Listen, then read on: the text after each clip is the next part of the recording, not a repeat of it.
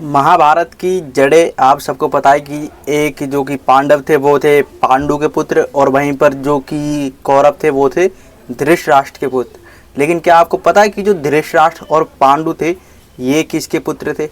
अगर आपको नहीं पता तो मैं आपको बताता हूँ कि जो देखो धृतराष्ट्र और पांडु थे, आपको याद है कि जो ऋषि वेद व्यास थे, अब जो ऋषि वेद व्यास थे वो सत्यवती के पुत्र थे, और वहीं पर जो ऋषि पराशर थे उनके वो पुत्र थे जिनका जन्म एक द्वीप में हुआ था, और जिसके कारण उनका नाम कृष्ण द्वापन भी रखा गया था। क्यों? क्योंकि एक तो उनका रंग जो कृष्ण वर्ण का था, और वहीं पर दूसरी तरफ वो शुरुआत से बहुत ज्ञानी भी थे।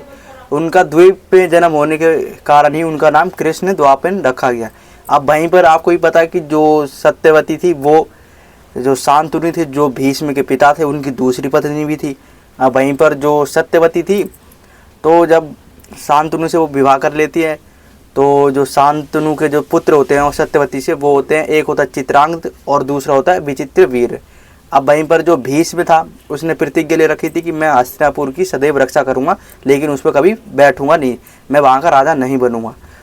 तो जो चित्रांगद था और जो विचित्रवीर्य थे, जब कहा जाता है कि जो विचित्र वीर थे उनकी जो कि शादी होती है, वो काशी राज की जो कन्याएं होती है तीन, आपको ही पता है कि जो भीष्म पितामह थे वो उनका हरण कर लाते हैं, जिनमें से एक अंबालिका और अंबिका होता है। जिसमें से जो अंबा होती है उस जब वो कहती है कि अगर तुम मेरा हरण करके लाए, तो भीष्म कहते से वो शादी करना चाहती थी क्योंकि वो हरण करके लाया था। लेकिन जो भीष्म होता है वो मना कर देता कि नहीं, मैंने सदा ब्रह्मचारी रहने की प्रतिज्ञा ले रखी, इसलिए मैं तुमसे शादी नहीं करूँगा। तो जो अम्बा होती है, अब वो तो देखो परशुराम जी के पास चली जाती है उनसे न्याय मांगने के लिए, और भी बाद में परशुराम और भीष्म में युद्ध भी होता है। लेकिन जो भीष्म पितामह होते हैं उनको एक मृत्यु का वरदान होता है, इसके कारण वो विजय प्राप्त कर लेते हैं, वो परशुराम जी उनको नहीं परास्त कर पाते। अब वहीं पर जो विचित्र वीर होता है, जो अंबिका और अंबालिका होती है, उनसे वो शादी कर लेता है। जो विचित्र वीर होता है, जो शांतनु के दूसरी पत्नी के पुत्र होते हैं। अब लेकिन कहा जाता है कि जो विचित्र वीर थे उनकी अकारण मृत्यु हो जाती है, और जो अंबिका और अंबालिका थी उनको पुत्र भी प्राप्त नहीं होते हैं। तो जो सत्यवती थी, जो शांतनु की दूसरी पत्नी थी, वो अब चिंतित हो जाती है कि इनको तो देखो पुत्र है ही नहीं, अब आगे चलकर ये हस्तिनापुर का सिंहासन का राजा कौन बनेगा? क्योंकि जब उन्हें पुत्री नहीं है, और जो भीष्म थे उन्होंने सदा के लिए ये वचन ले रहा था कि मैं हस्तिनापुर की सिंहासन की रक्षा करूंगा, लेकिन कभी राजा नहीं बनूंगा। अब जब पुत्र नहीं होगा, कोई उत्तराधिकारी नहीं होगा, तो जो हस्तिनापुर का सिंहासन था वो तो खाली रह जाता हमेशा के लिए, उस पर कोई बैठता ही नहीं और वहाँ का कोई राजा भी नहीं बनता।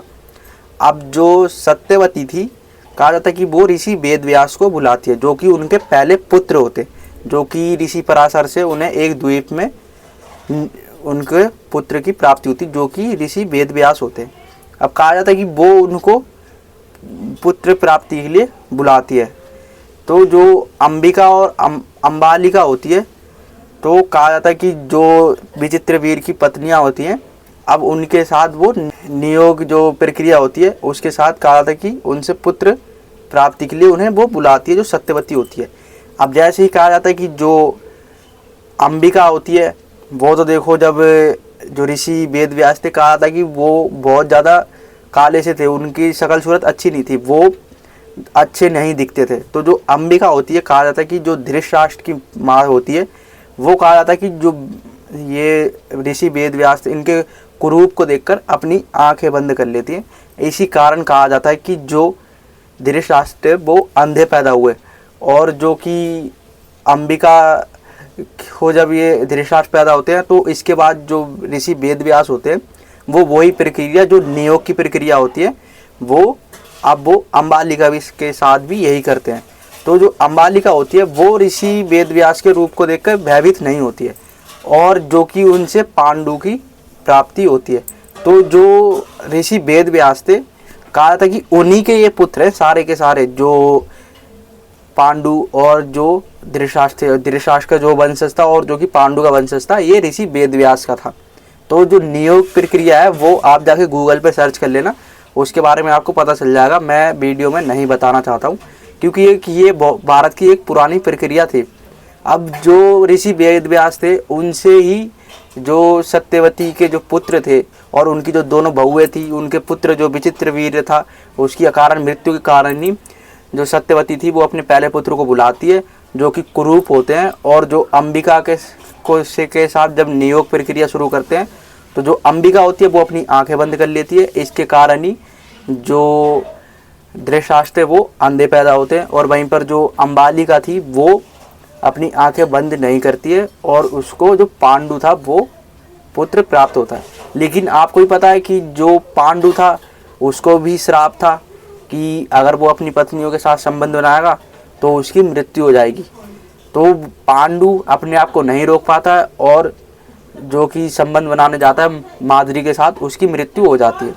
अब वहीं पर जो कि धृतराष्ट्र वो अंधा था, लेकिन पहले उसको मना करते थे कि वो राजा नहीं बन सकता, क्योंकि अंधा कभी भी प्रजा का दुख नहीं देख सकता, इसलिए उसको राजा भी नहीं बनाया जा सकता। तो पांडु को पहले राजा बनाने की सोचते हैं। तो जैसी पांडु की मृत्यु होती है तो जो धृतराष्ट्र था उसको हस्तिनापुर का राजा बना दिया जाता है। और जो कि पांडु और जो धृतराष्ट्र इन्हीं के जो वंशज थे, जो कि एक के कौरव थे और वहीं पर दूसरे पांडव थे, जिनके बीच में महाभारत का युद्ध हुआ था। और जो कि ऋषि वेदव्यास के ही पुत्र थे, जो धृतराष्ट्र और पांडु थे। और जो कि भीष्म पितामह थे, उन्होंने प्रतिज्ञा ले रखी थी कि मैं कभी भी हस्तिनापुर का राजा नहीं बनूंगा और मैं सिर्फ इनकी रक्षा करूंगा। और जो भीष्म पितामह थे, उन्होंने जब इस चीज़ की प्रतिज्ञा ली थी, तभी जो शांतनु होते हैं वो बहुत ज़्यादा खुश हो जाते हैं और उनको सत्यवती से शादी करनी होती है। तो इसलिए भीष्म पितामह प्रतिज्ञा लेते हैं ये।